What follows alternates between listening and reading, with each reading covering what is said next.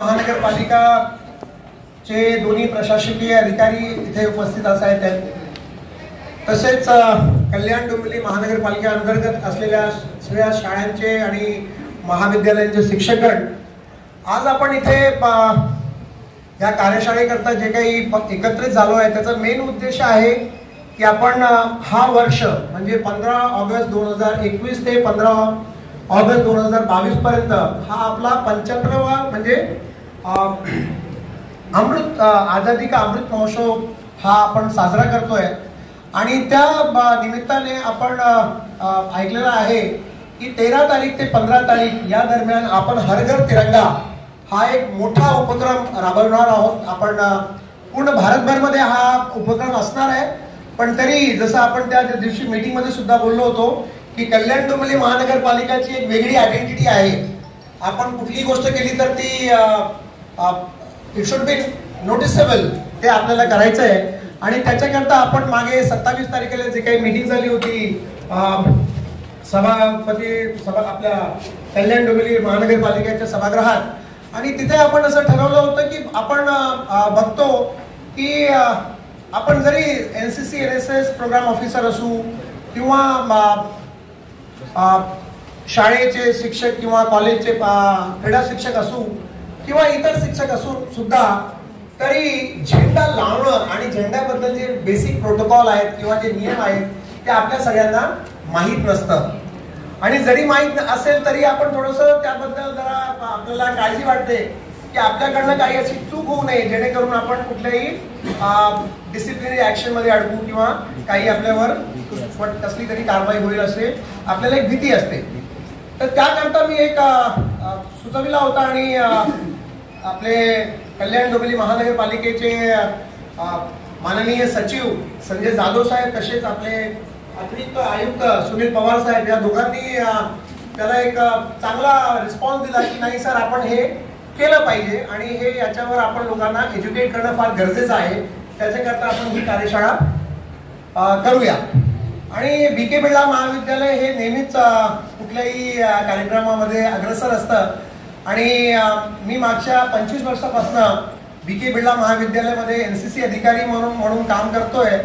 आणि जरी आमच्याकडे सुद्धा we have 5 NCC officers and 4 NSS program officers, but still झेंडा लावण्याचा जे रिस्पॉन्सिबिलिटी आहे लोक घेत नाही. कारण तरी लोकांच्या मनात भीती असते की नाही कुठेतरी चुकू नये. तर त्याच्याकरता मी म्हटलं नाही की since I am time this flag at BK Birla college from last 25 years and not only Birla college, माझ्या सोसायटीमध्ये सुद्धा हे असं आहे की सोसायटीमध्ये आमच्याकडे 198 फ्लॅट आहेत. त्याच्यात सुद्धा बरेचसे शिक्षक आहेत. पण तिथे सुद्धा जोपर्यंत मी कॉलेजमध्ये तिथे जात नाही तोपर्यंत तो झेंडा लावला जात नाही. तर मला म्हणजे असं वाटलं की आपण लोकांना एक प्रॅक्टिकल नॉलेज देऊया. त्या अनुषंगाने आपण हे कार्यशाळा आयोजित केली आहे.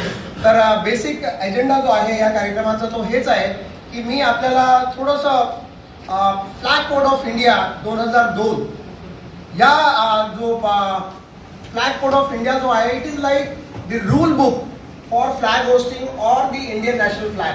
इंडियन नॅशनल फ्लॅग बद्दल पूर्ण माहिती, फ्लॅग कसा असावा, फ्लॅगचे डायमेन्शन काय असावे, फ्लॅग कुठे लावायला पाहिजे, फ्लॅग कुठे नाही लावायला पाहिजे, कुठल्या परिस्थितीत नाही लावायला पाहिजे, आणि what are the basic protocols while hosting a flag, ते या रूल बुक मध्ये दिलेलं आहे. आणि नंतर आताच 20 जुलै 2022 ला त्याच्यामध्ये 2 अमेंडमेंट्स केले गेले. ते अमेंडमेंट सुद्धा मी या प्रेझेंटेशन मध्ये दाखवणार आहे. तर थोडक्यात हे प्रेझेंटेशन हे काय माझं स्वतःचं नाही आहे.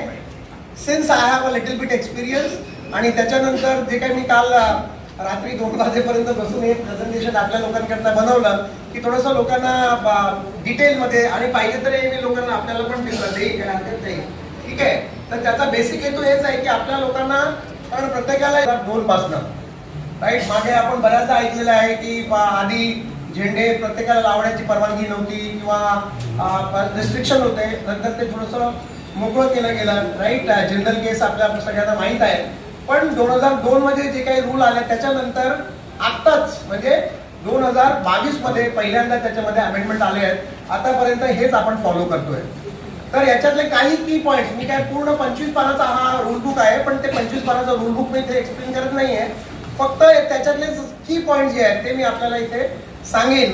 तर पहिला जो मुद्दा आहे तो आहे द नॅशनल फ्लॅग चा साईज कसा असावा आणि शेप कसा असावा. तर साईज म्हणजे हे देर आर डिफरंट डायमेन्शन्स गिवन. या डायमेन्शनचे ते फ्लॅग असू शकतात, पण त्याचा जो रेशो आहे तो 3:2 असला पाहिजे. म्हणजे त्याची जी विड्थ आहे ते 3 फीट आणि हाईट जी आहे ते 2 फीट याच रेशो मध्ये असलं पाहिजे. म्हणजे याला तुम्ही 2 किंवा 1.5 ने मल्टिप्लाय करू शकता, पण रेशो जो आहे तो तसाच असला पाहिजे. I hope it is clear to everyone. बरोबर. हा शेप आणि size they are very important. म्हणजे आपल्याला कपडा जरा कमी जास्त भेटला म्हणून आपण साईज बदलला असं होता कामा नये. त्याची साईज दिलेली आहे त्याच साईजचे ते झेंडे असायला पाहिजेत. त्याच्यानंतर कोणाला झेंडा लावता येतो, हू ऑल आर ऑथराइज. तर याच्यामध्ये आपण म्हणतो member of public, a private organisation or any educational institution may hoist or display the national flag on all days, occasions, ceremonials or otherwise with dignity and honor to the national flag. म्हणजे हे शासकीय कार्यालय, शासकीय, private आणि educational institute यांना लावण्याची परवानगी आहे, पण ते लावताना त्याचं ड्यू रिस्पेक्ट आणि त्याचं ऑनर असलं पाहिजे. असं नाही की माझ्याकडे इथेच जागा होती म्हणून मी इथे लावून दिलं. There has to be a proper protocol followed आणि त्याचा जो एक आदर आहे, सन्मान आहे आपल्या राष्ट्रीय ध्वजाचा, तो पाळला गेला पाहिजे. तुम्ही नाही लावला तरी चालेल, पण जर लावला आहे तर it has to be properly honoured. That is very important. त्याच्या पुढेच मी सेकंड पॉइंटला लिहिलंच आहे, थर्ड पॉइंटला, की flag must occupy a position of honour and should be distinctly placed. म्हणजे नॉर्मली आपण बघतो की आपण मंत्रालयावर बघितला किंवा एखाद्या आर्मी नेव्ही हेडक्वार्टरवर बघितला किंवा एखाद्या शासकीय कार्यालयावर बघितला, तो नेहमीच एकदम म्हणजे टॉपवर असतो आणि सगळ्यांना दिसेल अशा जागेवर असतो. तर आपल्या संस्थेमध्ये सुद्धा जेव्हा आपण ते झेंडे लावू तेव्हा ते अशा जागेवर असले पाहिजे की it should be clearly visible. Right. म्हणजे आता आमचा कॉलेज आहे फॉर एक्झाम्पल, तर आमच्या कॉलेज लावायचा आम्ही पण विचार करतो तर we will have to place it in the front porch only. We cannot place it because here is a more place, so we would like to place here. It should not be. Right. So that is the next point. A flag damaged by any kind should never be displayed. Flag वर जर थोडासा जरी डाग असेल किंवा त्याचे दोरे जरी निघाले असतील, त्याची कुठेतरी चुकून जरी स्क्रॅच लागला असेल तर असे झेंडे आपल्याला फडकवता येत नाही. राईट. म्हणजे त्याचा एक्सक्यूज आपल्याला घेता येत नाही की नाही आताच ते झाला, ऐन वेळेवर झाला, त्याच्यावर शाई पडली म्हणून आम्ही लावून दिली, तसं करता येत नाही. जर झेंड्यावर कुठलाही डाग असेल किंवा कुठल्याही प्रकारे तो डॅमेज झाला असेल तर आपल्याला तो झेंडा लावता येत नाही. Flag should not be flown with any other flag on a single post. जर आपल्याकडे एकच पोस्ट आहे, फ्लॅग पोस्ट ज्याला आपण म्हणतो, ते फ्लॅग पोस्ट एकच असेल तर त्याच्यावर कॉम्प्रोमाइज करता येत नाही. एक फ्लॅग पोस्टवर जर नॅशनल फ्लॅग असेल तर त्याच्यावर दुसरा कुठलाही झेंडा लावता येत नाही. तुम्ही खाली म्हणाल, बाजूला म्हणाल, त्याला 2 टी करून लावता येत, असं पण लावता येत नाही. नॅशनल फ्लॅग जो असतो तो नॅशनल फ्लॅग हा एकटाच असावा, त्याच्यावर दुसऱ्या कुठल्याही प्रकारचे झेंडे लावता येत नाही. The flag displayed in flat or horizontal should have a saffron band at the top. बऱ्याच लोकांना म्हणजे हे आपल्याला हसू येईल, पण कधी कधी घाई गडबडीत आपल्याला लक्षात राहत नाही की कुठला वरती असायला पाहिजे. तर सॅफ्रन कलर हा नेहमी वरती असायला पाहिजे, हे आपण लक्षात ठेवलं पाहिजे. सॅफ्रन हे डेफिनेटली आपल्याला जे स्वतंत्रता मिळाली आहे त्याच्याकरता असलेल्या बलिदानाचं प्रतीक आहे, तर तो नेहमीच आपला टॉपर असला पाहिजे. तर हे लक्षात ठेवा, कधी चुकून जर ते झालं so it is punishable. Please keep in mind. So please make sure that whenever you are hoisting the flag, you are taking on top, you should make sure that the saffron color should always be on top. There is no compromise or there is no excuse that चुकीने झाला. Right? So that is next point. When the flag is displayed on speaker's platform, it should be flown on speaker's right. कधी-कधी आपण बघतो मोठमोठ्या कार्यक्रमामध्ये की एखादा झेंडा लावलेला असतो त्या पोडियमवर किंवा मागे किंवा पुढे, तर ते त्याचं पण डेकोरम आहे. जर या पोडियमवर लावायचं असेल तर तो राईट साईडच असला पाहिजे, सेंटरला किंवा लेफ्टला लावता येत नाही. आणि ते सुद्धा क्लिअरली विजिबल असलं पाहिजे, टिल्टेड नको. It should be exactly vertically erect, right. त्याला आपण बेंड होता कामा नये आणि दुसऱ्या कुठल्या जागेवर लावता येत नाही. आपण काय करतो बऱ्याचदा फ्लॅग मास्टला डेकोरेशन करायचं म्हणून वरती फुलं लावायची किंवा काही डेकोरेशन करायचं, that is not allowed. Flag mast जो आहे किंवा फ्लॅग पोस्ट जो आहे तो एकटाच असावा, राईट. त्याच्यावर कुठल्याही प्रकारचे डेकोरेशन करायचे नाही. बरेच अजून दुसरे तुमच्या संस्थेचे किंवा विद्यापीठाचे किंवा बोर्डाचे फ्लॅग असतील तर ते कुठलाही फ्लॅग त्याच्यापेक्षा जास्त उंचीचा नसावा. कधी कधी कुठल्या एखाद्या कार्यक्रमाला नंबर ऑफ फ्लॅग लावावे लागतात. आता आम्ही मागे रग्बी टुर्नामेंट केलं तेव्हा पण आम्ही फ्लॅग लावले होते. सो जो दुसरे फ्लॅग आहेत ते फ्लॅग आपल्याला कधी पण त्या नॅशनल फ्लॅग पेक्षा जास्त उंचीचे नसावेत. That is very important. हे तर मागे आपण त्या मीटिंगला पण बोललो होतो की प्लास्टिकचे किंवा कागदाचे हे फ्लॅग होस्टिंग करतात. हात आपण फडकवू शकतो पण फ्लॅग म्हणून आपण कागदाचा वापर किंवा प्लास्टिकचा वापर फ्लॅग पोलला आपल्याला लावता येत नाही. That is very important that flag should not. Now they have diluted, means there are other kind of flags are also available, but in any emergency we should not use any flag made up of any paper or plastic. Flag made sports आणि cultural इव्हेंटला आपल्याला लावता येतो, तेव्हा wave करता येतो, पण ते कागदाचे फ्लॅग लावता येत नाही. फ्लॅग हे नेहमी सनराईज नंतर म्हणजे सूर्योदयानंतर लावले गेले पाहिजे. बऱ्याचदा आपण बघतो काही लोक 7 वाजता झेंडावंदन करतात, काही लोक 7:30 वाजता करतात, काही लोक 8 वाजता करतात. त्याचं पण आहे की एवढ्या वेळानंतर तुम्हाला करता येत नाही, नंबर 1, राईट. Maximum 10 o'clock. आणि दुसरं असं की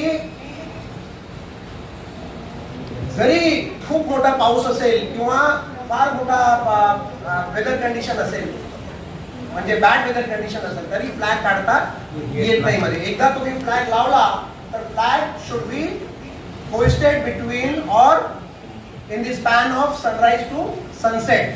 सनसेटची वेळ असते, कालवेळेमध्ये आपल्याला सूर्यास्ताची वेळ असते, ते वेळ आपण बघितली पाहिजे. असं काही नाही की सूर्यास्त आता म्हणजे पाऊस जास्त पडायला लागला, ढग आलाय म्हणून सूर्यास्त झालं आता आपण काढून घेऊ, असं नाही येते. त्याची वेळ असते, त्या वेळेनंतर किंवा त्या वेळेवरच काढलं पाहिजे. प्रॉपर प्रोसिजर असते. एखादा बिगुल असतो किंवा त्याचा पण सेरेमोनियल बँड असतो, ते डिस्प्ले करून किंवा ते प्ले करूनच ते काढायचं असतं. असं पण नाही. किंवा आमचे एनसीसी कॅडेट असतात तर ते प्रॉपर सल्यूट वगैरे करून मग त्याला लोअर करतात. It can not be done की अरे ठीक आहे आता आपण काढून घ्यायचंय. There has to be ceremony while hoisting also. Similarly there should be a ceremony while lowering it down also. फ्लॅगला खेचून किंवा वेगवेगळ्या पद्धतीने लावण्याचा प्रयत्न नाही करायचा, जेणेकरून ते फ्लॅगला कुठल्याही प्रकारचा डॅमेज होईल याची खूप खात्री घेतली पाहिजे, राईट. म्हणजे चुकून मी लावला, या 2 खिळ्यावर लावून दिला किंवा हा एक पोल होता, या पोलवर लावून दिला, त्याला काहीतरी नेल किंवा काही होतं त्याने डॅमेज होईल, अशा कुठल्याही प्रकारचे उद्योग करायचे नाही जेणेकरून त्याचा फ्लॅगला डॅमेज होईल.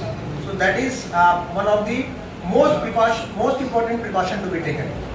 This is one of the most important part, because बऱ्याचदा काय होतो की आपले फ्लॅग काही दिवसानंतर वापरण्याच्या परिस्थितीत नसतात.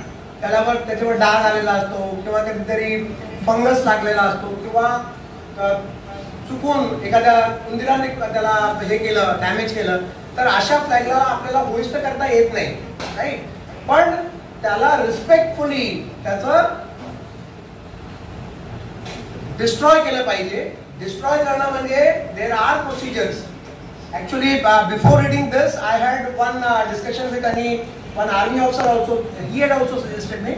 But in this Flag Code of India, it is written that it should be done in isolation. Privately केलं पाहिजे. Sorry, destroy करता येत नाही. आणि burning is one procedure they have quoted, right? But the other procedure also what I heard, it could be आपल्याला जमिनीमध्ये त्याला हे पण करता येतो, पण त्या फ्लॅग कोड ऑफ इंडिया मध्ये दिलेला आहे it can be burn but it should be done in isolation. म्हणजे देर आर 2 वेज. आपण एखादा फ्लॅग जाळणं सुद्धा इट इज अ क्राईम, पण ते पब्लिक मध्ये असतं.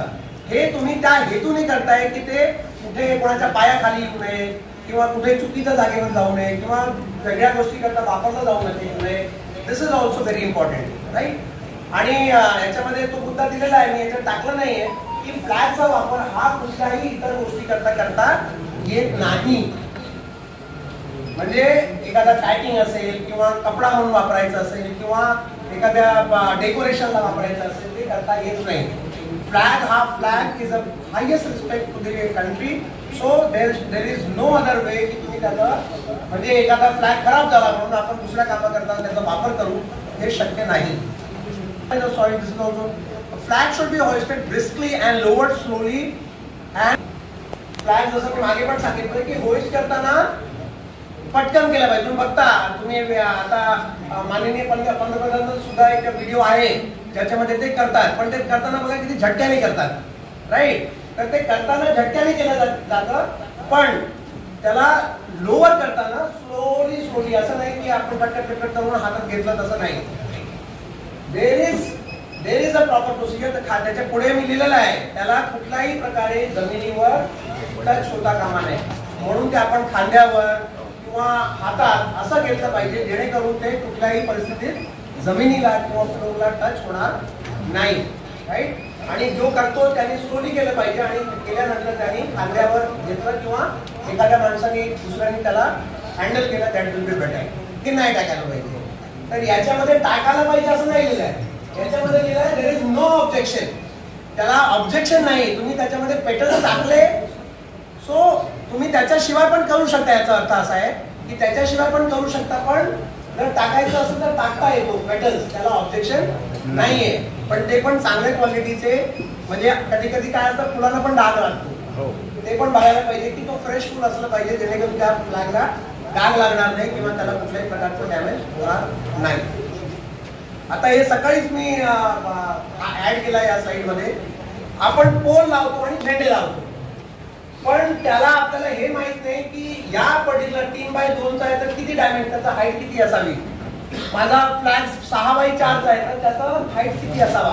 तर हे इंचेस मध्ये दिलेले आहे. हा मोठा बघितला तर हा 1236 3x2 जर तुम्ही डायमेन्शन धरला तर त्याला काही फार मोठं हे नाहीये. त्याला आपल्याला नॉर्मल बांबूला किंवा त्याला कमी जास्त त्याची हे, कारण आपण बऱ्याचदा देव करायला पण घेतो अशी झेंडे, तर त्याला नाही फ्लॅग पोलची मर्यादा. पण जर त्याच्यापेक्षा मोठे आहे, आता बाहेर जो करतात म्हणजे हा 4.5 इंचापेक्षा जास्त जर ह्याचा असेल, विड्थचा असेल, तर त्याला मिनिमम 15 फूटचा हाईटचा पोल असला पाहिजे. असं नाही की आपण कुठेही माझ्याकडे हाच पोल अवेलेबल होता म्हणून मी लावून दिला. There are heights and flag size ratio also. So these are important. जर तुम्हाला पाहिजे तर मी ते देणार, पण हे आहेत. आता आपण बघतो मागे ठाण्यात किंवा अहमदनगरमध्ये बघितलं की 24 आवर्सचे पण फ्लॅग लागतात आणि दे आर व्हेरी हायटेड. तर त्याचा तुम्ही बघा त्या पोलची हाईट आणि फ्लॅगची हाईट, फ्लॅगची साईज त्याच्यामध्ये पण प्रपोर्शनेट आहे. असं नाही की ते पोल खूप मोठा आहे पण फ्लॅग छोटा आहे किंवा फ्लॅग खूप छोटा आहे आणि पोल खूप मोठा आहे. Either way it should not be. There has to be a proper ratio for this also. एक याच्यात मी दिलेला आहे, जर बऱ्याच देशाचे एकपेक्षा जास्त देशाचे फ्लॅग लावले जात असतील कुठल्या इमारतीवरती किंवा कुठल्या कार्यक्रमाला, तर आपला फ्लॅग हा नेहमीच एक्स्ट्रीम राईटला असलं पाहिजे आणि त्याच्यानंतर मग इतर देशांचे फ्लॅग लावले गेले पाहिजे. ते लावत असताना सुद्धा आता दुसऱ्या देशाचं कुठलं लावायला पाहिजे, तर त्याचा नियम आहे, त्याचा अल्फाबेटिकल ऑर्डर असतो. म्हणजे त्या कंट्रीचा नावाचा जो अल्फाबेट असतो त्या अल्फाबेट ऑर्डर मध्ये ते फ्लॅग लावले जातात. कारण त्याच्यामध्ये पण होईल की हा देश भारताला खूप जवळचा म्हणून त्याचा पहिला लावला, असं नाहीये, राईट. त्याला पण अल्फाबेटिकल ऑर्डरचा नियम आहे आणि लावताना हे ऑडियन्स आहे, ते ऑडियन्सच्या हिशोबाने केलं तर प्रथम आपण त्या बाजूला लेफ्टला जाईल, पण कारण आपण बघितलं तर it should be on right, right. So it is just for your information की जर एक पेक्षा जास्त फ्लॅग लावायचे असतील तर आपला फ्लॅग कुठे असावा. 2 फ्लॅग आपण क्रॉस बघतो बऱ्याचदा फ्लॅग लावलेले, particularly army headquarter, navy headquarter, air force headquarter मध्ये बघता की national flag and the headquarters, म्हणजे आर्मी हेडक्वार्टर असेल तर आर्मीचा फ्लॅग असेल, नेव्हल हेडक्वार्टर असेल तर नेव्हलचा फ्लॅग असेल, एअरफोर्स हेडक्वार्टर असेल किंवा पॅरामिलिटरी फोर्सेस असतील त्यांचा फ्लॅग पण असतो. ते फ्लॅग लावताना सुद्धा ते नॅशनल फ्लॅग हा राईट साईडला असलं पाहिजे आणि त्याच्या अपोजिट साईडला दुसरा फ्लॅग असला पाहिजे. त्याचा सिक्वेन्स आपल्याला बदलता येत नाही. आपण बऱ्याचदा ऐकतो की एखादा हे झाला असेल, काय म्हणतात त्याला, राष्ट्रीय शोक जर डिक्लेअर होत असेल तर हाफ मास्ट फ्लॅग केला जातो. तर हे कोणाकोणाकरता केला जातो त्याची मी एक यादी दिली आहे just for information. President, vice president, prime minister, speaker of Lok Sabha, chief justice of India, Indian cabinet minister, minister of state, deputy minister of union, governor, lieutenant governor, ही झाली. अँड ते कुठे व्हायला पाहिजे, हे नाही की कुठे वेगळ्या स्टेटमध्ये झाला आणि आपल्याकडे करता येतो. There are limitation to that also. जर प्रेसिडेंट, व्हाइस प्रेसिडेंट आणि प्राईम मिनिस्टर असेल तरच ऑल ओव्हर इंडिया आहे. बाकी करता देर आर लिमिटेशन्स की at what places they can be half masted, right. आणि अगोदर जे बोललो होतो, this is last slide. I know गरम पण खूप होतं आणि लोकांना फार त्रास होत असेल, पण ही शेवटची स्लाइड आहे. Amendment of flag code of India. याचा अर्थ काय झाला की 2002चा जो फ्लॅग कोड ऑफ इंडिया आहे तो आहे तसाचा तसा. त्याच्यामध्ये फक्त हे 2 अमेंडमेंट्स आहेत. ते 2 अमेंडमेंट काय आहेत? As per the amendment, flag code, in the flag code national flag made of hand spun, hand woven or machine made cotton, polyester, wool, silk, khadi bunding can also be used. आधी लोक म्हणायचे की flag फक्त खादीचाच असावा, पण आता flag या दुसऱ्या कपड्यांचा सुद्धा असू शकतो, राईट. आणि आधी तो हातानेच बनवलेला गेला असायचा, आता मशीनने सुद्धा बनवता येतो. दॅट इज बिकॉज आता आपण जे काही उपक्रम देशभरात राबवतोय तर there will be a huge number of flag required. तर त्याच्याकरता लवकर लोकांपर्यंत ते फ्लॅग पोहोचावेत म्हणून कदाचित हे रिलॅक्सेशन केलंय. आणि there is policy change in policy also की we have to make more user friendly. लोकांना त्याचा वापर करता यायला पाहिजे, कारण रिस्ट्रिक्शन असल्यावर लोकांना करता येत नाही, म्हणून कदाचित ते केले असावेत. आणि national flag to be flown both during day as well as at night if it is displayed in the open or on the house of member of public. एखादं शासकीय कार्यालय असेल किंवा ओपन मध्ये असेल तर डे नाईट दोन्ही. आता आपण बऱ्याचदा बघतो ठाण्याचा जो आपला आहे घोडबंदरच्या इथला किंवा अंबरनाथ मध्ये एक बघितलं तिथे 24 आवर्स फ्लॅग आहे. तर it is permitted now. So flag can be flown 24/7 also, but it has to be there has to be proper prior permission and secondly it should be in open air. It can not be in any close place, right. आणि हे amendment का केले गेले ते आपण आता बोललो की हर घर तिरंगा कॅम्पेन जो आहे त्याच्या अंतर्गत आपल्या गव्हर्नमेंट ऑफ इंडियाने ते डिक्लेअर केलं आहे की 75th इंडिपेंडन्स डेचा आपण खूप मोठ्या प्रमाणात साजरा करण्याकरता हे काही ठिकाणी आमच्या जॉईंट डायरेक्टर ऑफिसमधून आलाय 9 तारीख ते 15 तारीख. आपला आलाय 3 तारीख ते आपला 13 ते 15 तारीख. तर देर आर डिफरंट वे आणि देर आर डिफरंट वेज ऑल्सो. म्हणजे हर घर तिरंगा हे आपलं तिरंगा लावायचंच आहे, पण आता एक नवीन ऍप पण आहे त्याच्यामध्ये तुम्हाला सेल्फी काढून अपलोड करायचं असं. So there are different things. तर याच्याकरता कदाचित हा केलेला गेला असावा. That is the basic cause. पण these are the only 2 amendments made in the flag code of India on 20th July 2022. Rest all rules remain the same, right. So माझ्याकडनं काही चुकलं असेल किंवा काही क्लिअर नसेल तर you are free to ask questions or otherwise फारच गरम होत असेल तर we will go for the demonstration to the flag.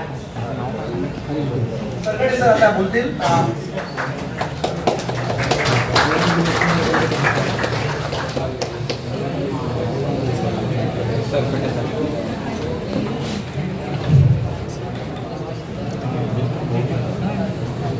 शाळा आणि महाविद्यालयाचे प्राचार्य, मुख्याध्यापक, क्रीडा शिक्षक, NCC, NSS, स्काउट गाईडचे पण शिक्षक बंधू भगिनी मोठ्या प्रमाणात आजच्या या कार्यशाळेत उपस्थित झालेले आहेत. मी तर खरं म्हणजे बिर्ला महाविद्यालय आणि खास करून दुबे सरांचा आपण आभार व्यक्त करूया एकदा टाळ्या वाजवून. कारण आपल्या कार्यक्षेत्रामध्ये भारताच्या स्वातंत्र्याचा अमृत महोत्सव आपण साजरा करतोय आणि शासनाने दिलेला जो नवीन उपक्रम आहे त्यामध्ये हर घर तिरंगा अर्थात घरोघरी तिरंगा. तर या उपक्रमासाठी ही जी कार्यशाळा आयोजित केलेली आहे त्यामध्ये तुम्हाला प्रत्यक्ष त्या झेंड्याच्या तांत्रिक बाबी काय आहेत आणि कशा पद्धतीने तो झेंडा आपल्याला त्याचं वरती आरोहण करायचं आहे. तर त्यासाठी ही कार्यशाळा आपण आयोजित केलेली आहे. त्यालाच अनुसरून अजून एक महत्त्वाचा मुद्दा की दिनांक 12 तारखेला कल्याण आणि डोंबिवली परिसरामध्ये मोठ्या प्रमाणात आपण रॅलीचं आयोजन करतोय. कल्याणची जी रॅली आहे ती बिर्ला कॉलेज पासून निघणार आहे 12 तारखेला सकाळी 8 वाजता आणि डोंबिवलीची रॅली आहे सावळाराम क्रीडा संकुल आहे तिथून सकाळी निघणार आहे. त्याचा वेळ वगैरे मी तुम्हाला डोंबिवलीकरांना नंतर कळवेल परिपत्रकाने. परंतु कल्याणचे जेवढे इथे शाळा महाविद्यालयाचे जे प्रतिनिधी आलेले आहेत त्यांनी कृपया नोंद करून घ्या. 12 तारखेला आपले जे NSS असेल, NCC असेल, स्काउट गाईड असेल, एक 50 ते 100 विद्यार्थ्यांचा ग्रुप आपण इथे रॅलीमध्ये सहभागी करायचा आहे. ती रॅली जी असणार आहे आपल्याला हर घर तिरंगाची जी जनजागृती करायची आहे. 12 तारीख हा शेवटचा दिवस आहे कारण 13 ते 15 प्रत्येक घरावरती आपल्याला तिरंगा फडकवायचा आहे. ज्या शासकीय आस्थापना आहेत म्हणजे शाळा महाविद्यालय आहेत यांना कंपल्सरी तो झेंडा फडकवायचा आहे 13 ते 15 तारखेपर्यंत. यामध्ये त्याची जी आचारसंहिता आहे त्याप्रमाणे आपल्या शाळा आणि महाविद्यालयांना झेंडा फडकवल्यानंतर संध्याकाळी तो आपल्याला उतरवायचा देखील आहे. नागरिकांना तसं नाहीये, तो सलग 13 तारखेपासून तुम्हाला 15 तारखेपर्यंत त्यांना नागरिकांसाठी घरोघरी लावण्यासाठी तशी सुविधा आहे. तर हे कन्फर्म ठेवा म्हणजे कुठली गफलत व्हायला नकोय. त्यामध्ये सगळ्यामध्ये सारख्याच प्रमाणात ते आलं पाहिजे. रॅलीमध्ये सहभागी होताना आपले जे पूर्ण जो भारत देश आहे विविधतेने नटलेला आहे. सर्व जाती धर्माचे नागरिक इथे राहत आहेत आणि त्या पोशाखात देखील उर्वरित जे विद्यार्थी आहेत स्काउट गाईड, NSS किंवा NCC याच्या व्यतिरिक्तचे जे विद्यार्थी आहेत ते आपल्याला या कॉस्ट्युम मध्ये आपल्याला इथे यायचं आहे. लिमिट फक्त 50 ते 100चीच आहे. त्या दरम्यानच कल्याणकर जेवढे आहेत त्यात खास करून वेस्टच्या ज्या शाळा आहेत रॅली शार्प 8ला आपण सुरू करतोय. जे लांब राहणारे असतील, लांबच्या शाळा असतील, लांबचे कॉलेजेस असतील त्यांनी कृपया 7-7:30 पर्यंत इथे एंट्री करायची. एंट्री केल्यानंतर इथे या महाविद्यालयाचे जे प्रतिनिधी असतील त्यांच्याकडे आपल्या उपस्थित विद्यार्थी आणि शिक्षकांची यादी आल्याबरोबर त्यांच्याकडे सुपूर्द करायची. ही रॅली इथून सुभाष मैदान पर्यंत जाणार आहे. सुभाष मैदानला राष्ट्रगीत होईल आणि आपल्या या जनजागृती रॅलीचा समारोप होईल. तर या पद्धतीने कृपया आपण सर्वांनी त्याची नोंद घ्या. तुम्हाला व्यवस्थित मी परिपत्रक 1-2 दिवसात आपल्यापर्यंत पोहोचेल त्याचं डिटेलिंग करून. आता तुम्ही इथं आल्यामुळं कसं तुमच्यातर्फे तो संदेश जाईल. तसं मुलांना जर मुलं हौशी असतात त्यांना ते ड्रेस वगैरे घ्यायचं असतं. आनंदाने मुलं त्याच्यामध्ये सहभागी होतील आणि एक वेगळं वातावरण. आपण 9 वर्षाची स्वागत यात्रा आपण कशी करतो तुम्हाला सर्वांना माहिती आहे. त्या पद्धतीने आपण सर्वांनी अगदी वेगवेगळ्या रंगीबेरंगी ड्रेसमध्ये त्याच्यामध्ये सहभागी व्हायचं आहे. आणि आता सरांनी ज्या पद्धतीने उल्लेख केला की आपल्या कल्याण डोंबिवलीचं जे वेगळंपण आहे ते वेगळंपण आपल्याला शासन दरबारी कुठेतरी नोंदवायचं आहे. महानगरपालिकेची सर्व टीम त्याच्यामध्ये सहभागी होणार आहे. सन्माननीय आयुक्त महोदय आहेत, अतिरिक्त आयुक्त महोदय आहेत आणि सर्व टीम यांनी सर्व महाविद्यालयांची, ज्युनियर कॉलेजेसची सर्वांची बैठक घेऊन सर्वांना ह्या सूचना तुमच्यापर्यंत ऑलरेडी पाठवलेल्याच आहेत. परंतु आजच्या या कार्यशाळेच्या माध्यमातून तुम्हाला ह्या सर्व सूचना मला देणं आवश्यक वाटल्या. त्या तुमच्यापर्यंत मी पोहोचवलेल्या आहेत. त्याचं निश्चित असं परिपत्रक आपल्यापर्यंत येईलच. परंतु पूर्वतयारी करण्यासाठी आपण या पद्धतीने सर्वांनी तयार व्हावे. आपले जे ढोल ताशे जे काही ग्रुप्स असतील त्यांना सुद्धा त्याच्यामध्ये सहभागी करून घ्या. आपल्या शाळेच्या नावाचा बॅनर असेल, आलं का लक्षात, छोटे छोटे झेंडे, तिरंगा झेंडे आपण जर हातात घ्याल तर त्याची देखील संहिता पाळून त्या पद्धतीने आपण त्या रॅलीमध्ये सर्वांनी सहभागी व्हावे. आता आपण या तिरंगाचं ध्वजारोहण कसं करायचं त्याचं प्रत्यक्ष डेमो आपल्याला इथं दाखवलं जाणार आहे. सर्वांनी काळजीपूर्वक त्याचं, आपण घाबरायचं काही कारण नाही आहे, कारण आपण काही वर्षापासून करतोय, आलं का लक्षात. परंतु टेक्निकली जर आपल्याला माहिती नसेल तर ती माहिती होणं गरजेचं आहे. त्यासाठी आजची कार्यशाळा आयोजित केलेली आहे. सर्वांनी व्यवस्थित इत्तमभूत माहिती करून घ्या आणि त्याची अंमलबजावणी आपल्या शाळा महाविद्यालय आहेत तिथे करा. धन्यवाद परत एकदा सर्वांचा. आपण सर्वजण आलेला आहात. फक्त मोबाईल मेसेज, व्हॉट्सअप मेसेज वरून आपण सर्वजण 2 वर्ग फुल भरलेले आहेत. परत एकदा उपस्थित सर्व शिक्षक बंधू भगिनी सर्वांचं मी कल्याण डोंबिवली महानगरपालिके वतीने हार्दिक आभार व्यक्त करतो. धन्यवाद.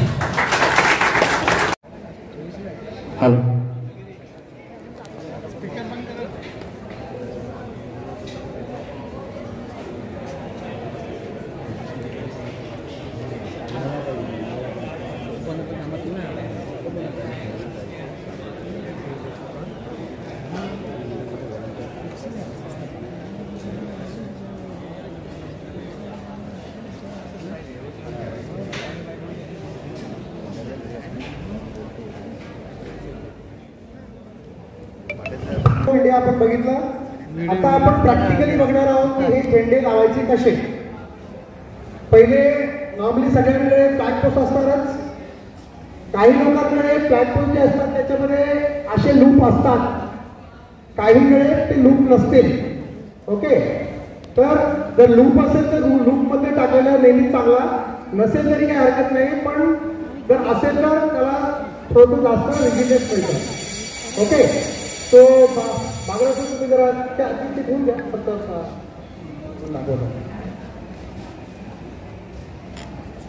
आता हे लावताना सुद्धा आपल्याला बघायचं आहे की जेव्हा आपण दोरी लावतो तेव्हा दोरीचे दोन्ही एंड ओपन असतात.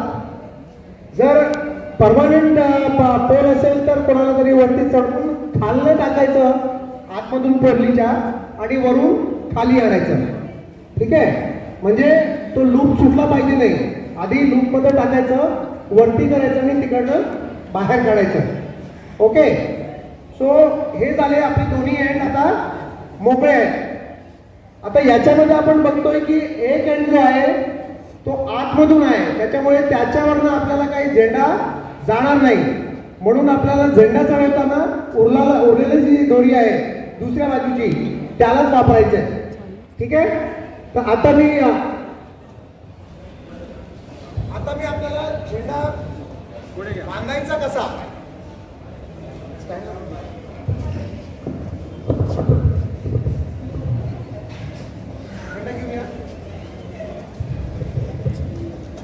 नॉर्मली मोठा झेंडा असेल तर बांधायला कमीत कमी 2 लोक लागतील. बरोबर. आता या झेंड्यामध्ये आपण बघतो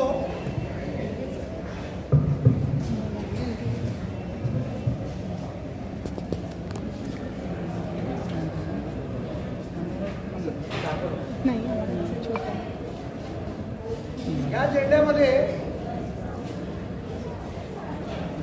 नॉर्मली जे मोठे झेंडे असतात त्याच्यामध्ये ऑलरेडी इथे दोरी असणारच. ओके, छोटे झेंडे असतील तर त्याच्यामध्ये एखाद्या दोरी नसेल तर आपल्याला दोरी टाकायला लागणार. पण मोठे झेंडे जे येतात त्याच्यामध्ये दोरी असतेच.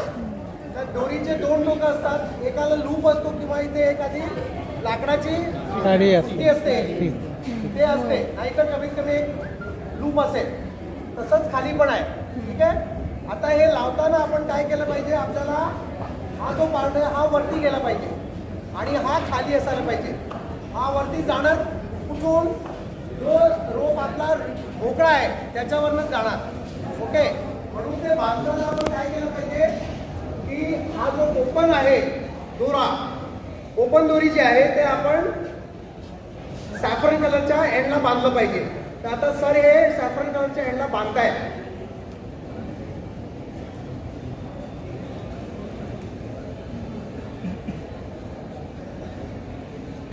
बांधायला काय स्पेशल नॉट नाहीये, तुम्ही अशी बांधली पाहिजे की ते सुट्टा कामा नाही.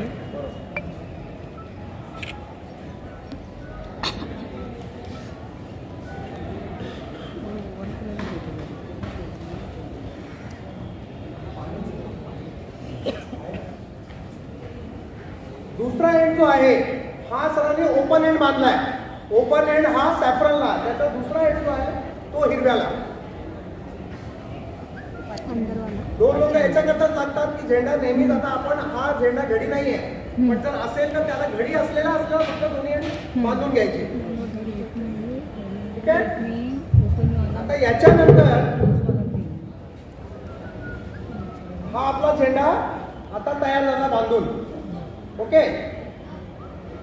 आता हे फोल्ड करताना आपल्याला 3 चे 1 फोल्ड करायचं आहे. याचे 3 पार्ट होते, हे मिळून आपल्याला 1 करायचं आहे. ठीक आहे. कळलं कसं काय झालं ते? हा 3 असं केलं पाहिजे. ठीक आहे. आणि आता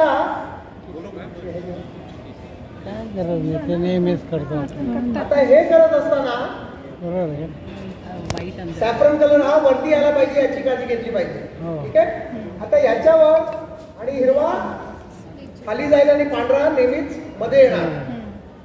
हे धरत असताना एकाने तर एका बाजूला धरायचं, दुसऱ्याने फोल्ड करायचंय.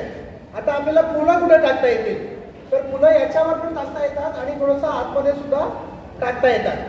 पण टाकल्यानंतर याला फोल्ड करायचं. फोल्ड करताना कसं करा, कारण शेवटी हा बाहेर दिसला पाहिजे म्हणून पहिला जो आहे तो बाहेरच्या बाजूला घ्या आणि याला अल्टरनेट फोल्ड करायचं.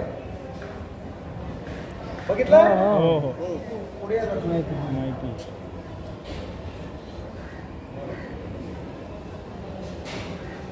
एकाच साईजचा असलं पाहिजे. याचा हात त्या हिशोबाने पण एकाच साईजचा असला. आता काय झालं, दोन्ही बाजूला आपल्याला दिसणारे जे कापड आहे ते सॅफ्रन कलरचाच आहे. ठीक आहे. आणि हा जो आहे सॅफ्रन कलर तो कसा आहे, वरती आहे. विटी बरोबर आहे. हे झाल्यानंतर एकाने याला धरायचं असं. सर धरताय तसं. ठीक आहे. आणि नॉट आपण यांनी बांधणार, म्हणजे जो ओपन आहे वरती तो तसाच राहणार, त्याला आपण काही करणार नाही, तो फक्त वरती जाणार. नॉट आपण खालच्यानी बांधणार. ठीक आहे. हे बांधताना पहिले एल बनवा. कळलं? काय केलं मी, याला उचललं असा आणि इथे एल झाला. दिसतंय सगळ्यांना? आणि त्याच्या मागून याला घेऊन या. घेऊन आल्यानंतर हा वर्ण येतोय, याला खालून टाका. ठीक आहे. आणि ते केल्यानंतर सेंटरला होईल असं त्याची काळजी घ्या. कधी कधी ही दोरी जर स्लिपरी असेल तर सुटते, म्हणून त्याच्याकरता आपण थोडंसं त्याच्यामध्ये पाणी लावतो जेणेकरून ती सुटणार नाही. ठीक आहे. आता काय झालंय की हा जो भगवा एंड आहे तो ऑलरेडी वरती आहे, याला कुठल्याही प्रकारचा जर्क लागणार नाही. जर्क कुठून लागणार आहे, खालून लागणार आहे. त्याच्यामुळे आपण हा जो एंड आहे हे एंड वरती करायचा आणि हा खाली आहे. आता याच्यानंतर जरी आपण म्हणतोय की पटकन ओढलं पाहिजे पण तरी एवढं फास्ट करता येत नाही. हा आपण ओढत जाणार, तो झेंडा आपोआप वरती जाणार.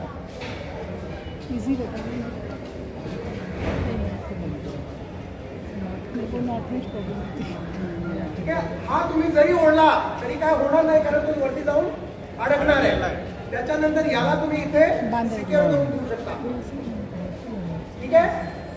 आता हा मेन आहे, हा जो एंड आहे दॅट इज मेन आहे, जेणेकरून झेंडावंदन होणार आहे. हा त्याला बांधून फक्त फिक्स झाला. आता बऱ्याचदा आपल्याला शंका असते कुठला ओढायचं कुठलं काय, तर त्याच्याकरताच म्हणून हा आधीच एकदम टाईट बांधून द्यायचा जेणेकरून हा मोकळा असतात. ठीक आहे. आणि जेव्हा तुम्ही याला खेचला की आपोआप झेंडावंदन होणार. राईट. कोणी याचा गैरसमज करून घेऊ नका, वेगळा अर्थ काढू नका. मी तुम्हाला शिकवते म्हणून झेंडावंदन करतोय. ठीक आहे. याचा आता आपण खेचलं की तो झेंडा सुटणार, पण सुटणार आहे तर एक तर काय असतो की जे प्रमुख पाहुणे असतील ते आपलं झेंड्याला वंदन करून, त्याचा पण एक प्रोटोकॉल आहे. नेहमी तुमचा जो फेस आहे तो झेंड्याच्या बाजूला असला पाहिजे आणि तुम्ही झेंड्याला सलामी दिली पाहिजे. ठीक आहे. एक माणूस तोपर्यंत त्याला सिक्युअर करू शकतो. जर त्याच्याने तुम्हाला वाटत असेल तात्पुरता त्याला धरून ठेवायचं आणि आपला राष्ट्रगीत संपला त्याच्यानंतर तुम्ही त्याची नॉट मारून द्यायची. क्लिअर? आता मला माहिती आहे की हे जरी सांगायला सोपं आहे तरी करायला एवढं सोपं नाहीये. म्हणून आता राष्ट्रध्वज आपला आहे. राष्ट्रध्वज आपण नेहमी असं पडवू शकणार नाही, सारखं सारखं हे करता येणार नाही. म्हणून मी एकदा आपल्याला राष्ट्रध्वज दाखवलाय. आता आमच्याकडे कॉलेजचा फ्लॅग आहे आमचा. त्या कॉलेजच्या फ्लॅगला सुद्धा एक अपर एंड आहे, एक लोअर एंड आहे.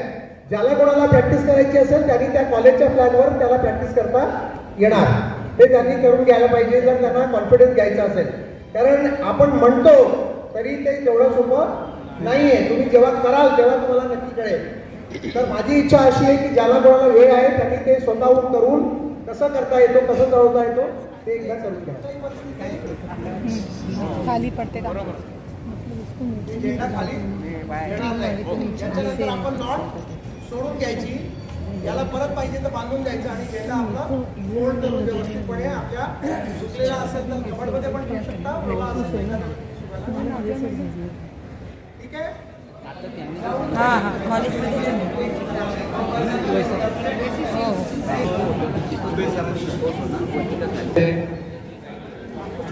तर त्यांचे सर्व टीम यांनी जे आपल्याला सहकार्य केलेले आहे, खास करून दुबे सर आणि त्यांचे सहकारी सर्व शिक्षक ह्या सर्वांचा आपण इथे कल्याण डोंबिवली महानगरपालिकेच्या वतीने मी आभार व्यक्त करतो.